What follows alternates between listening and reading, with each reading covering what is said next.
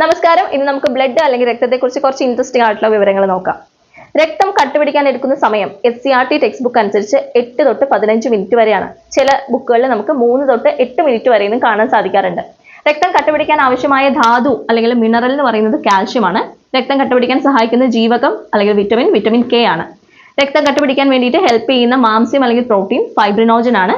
രക്തം കട്ടുപിടിക്കാൻ ആവശ്യമായ എൻസൈം എന്ന് പറയുന്നത് ത്രോംബോകൈനേസ് ആണ്. രക്തബാങ്കിലെ രക്തം സൂക്ഷിക്കുന്ന ഊഷ്മാവ് അല്ലെങ്കിൽ ടെമ്പറേച്ചർ എന്ന് പറയുന്നതാണ് 4 ഡിഗ്രി സെൽഷ്യസ്.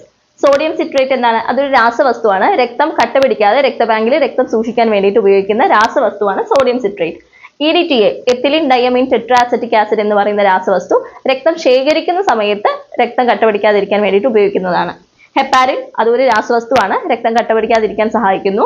ഹിരുഡിൻ എന്ന് പറയുന്നത് കുളയട്ടകളുടെ ഉമിനീരത്തിൽ കാണുന്ന വസ്തുവാണ്, അതും രക്തം കട്ടപിടിക്കാതിരിക്കാൻ സഹായിക്കുന്നു. Thank you. മറ്റൊരു വീഡിയോ ആയിട്ട് വീണ്ടും കാണാം.